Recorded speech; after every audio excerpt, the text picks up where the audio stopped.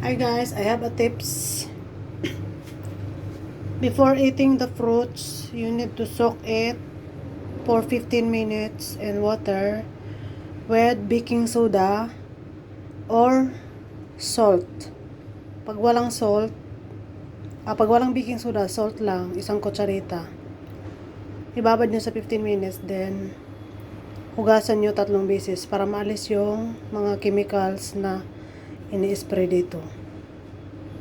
Kasi alam natin ngayon ang lahat ng produkto may spray pag hindi siya organic. So ito, binabad ko na ng 15 minutes. Huhugasan ko na lang siya. Hindi ko alam anong prutas to. Parang plum. Plum yata to. Bumili lang ako kahapon.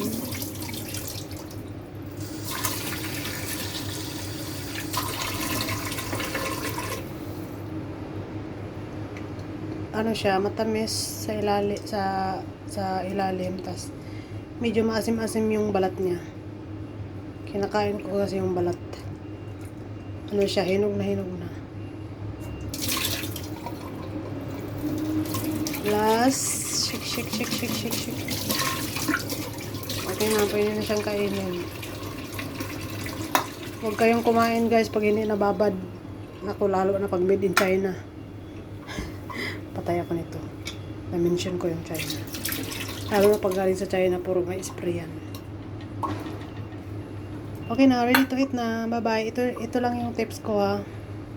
Kahit gulay din. Pag nagluto kayo ng gulay, ibabad din sa asin o saka sa baking soda. Bago siya linisin, ibabad muna siya. Saka mo linisin. Babad ng asin or baking soda. Yan lang yung tips ko. So, kakain na tayo. Bye-bye. I hope may natutunan kayo.